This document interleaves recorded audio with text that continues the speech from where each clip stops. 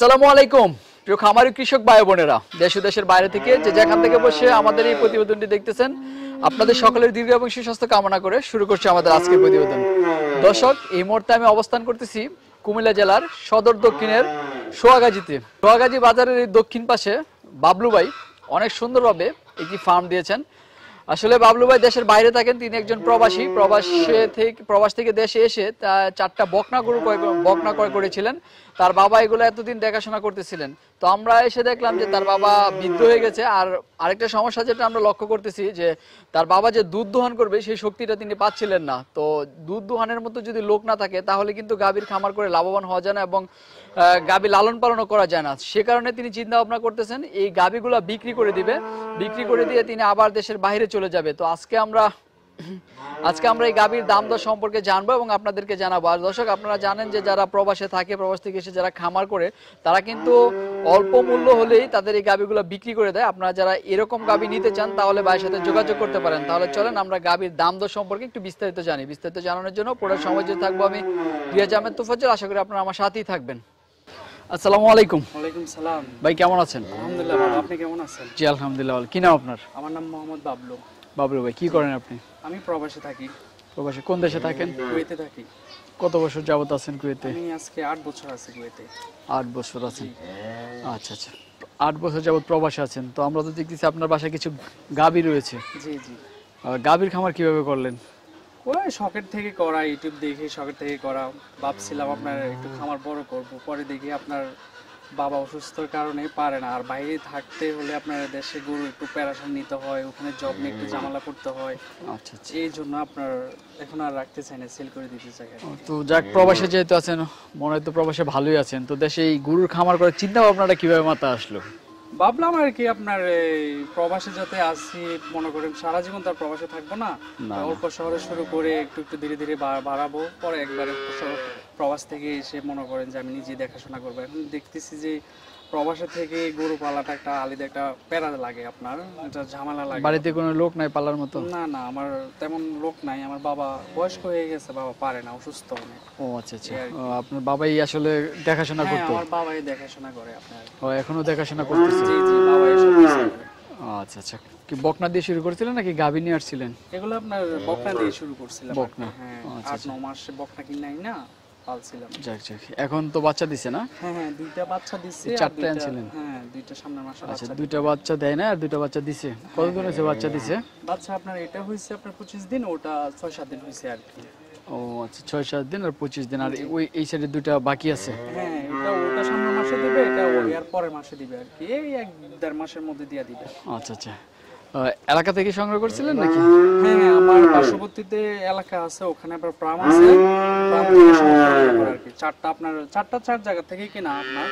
আচ্ছা, 4টা প্রাম থেকে কিনা, আমি হাটে থেকে কিনি নাই, যাতে আমার লালন পালন বা সামনেতে প্রামের আশা ছিল ভালো মানের বকনা নিব আপনার, তার জন্য আপনার ভালো প্রাইস দিয়ে আমি নিচ্ছি আর কি। এটি আপনার খুব আদর যত্নে মানুষ করছি আপনার।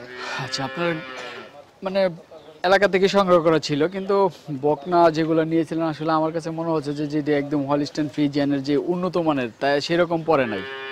উন্নত মানের বলতে আপনার এটা তো মনে, এটা উন্নত মান হয়েছে, ওটাও হয়েছে, বাট এটা একটু কম হয়েছে আপনার। মূলত আপনার ওই বড় বকনাটা কেনার জন্য আমি এই বকনাটা কিনতে হয়েছে আপনার। আচ্ছা আচ্ছা, ওই বড় বকনাটা আপনার, এটার মা আপনার 26 লিটার দুধ দিত। 26 লিটার? হ্যাঁ, মাটা অনেক বড় ছিল, তো দেখেন এটা অনেক হাইটে অনেক বড়। আচ্ছা আচ্ছা, আর এখনো এটা বাচ্চা দেয় নাই, বাচ্চা দেওয়ার পরে আপনার আরো বড় হবে আর কি।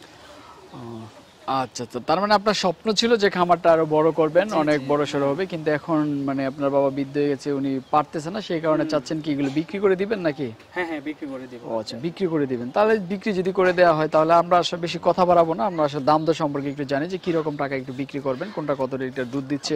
তো ভাই এটা কি জাত?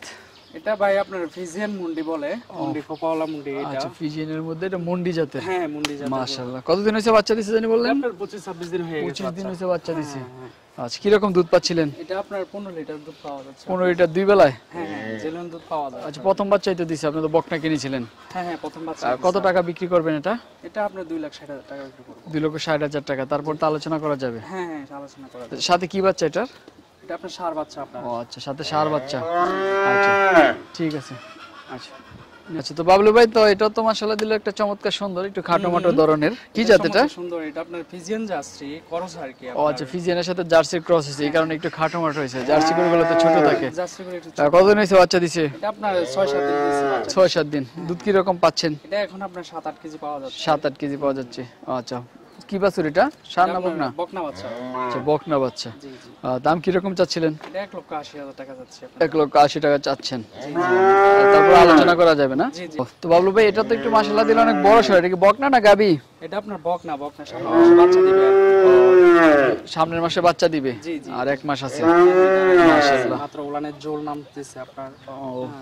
যাক, সামনের মাসে যেহেতু বাচ্চা দিবে, দুধ কি রকম দেয় আপনি আসলে বলতে পারবেন না, কারণ এটা এখনো যে দুধ আপনি দহন করেন নাই বা এখন তো বাচ্চাই দেয় নাই। তো কি রকম দাম চাবেন? এটা আপনার 2,60,000 টাকা দাম চাচ্ছেন। 2,60,000 টাকা দাম চাচ্ছেন? জি জি। আচ্ছা, তারপর তো আলোচনা করা যাবে? জি জি, আলোচনা করা। আচ্ছা, ঠিক আছে। তবে আমরা তো আরেকটা দেখতেছি, এটাও আপনার ফিজিয়ান বকনা, গাবি হচ্ছে আপনার 1-1.5 মাস। ও, আর এটার 1-1.5 মাস সময় আছে, এটা তো বকনা। আচ্ছা, বাচ্চা দিবে। বাচ্চা দিবে। আসলে কি রকম দুধ আশা করতে পারেন, যে আসলে কি রকম হতে পারে? আপনার 15, 16, 17 এরকম পাওয়া যাবে। এরকম পাওয়া যাবে না? এই অবস্থায় কত টাকা দাম চাচ্ছেন?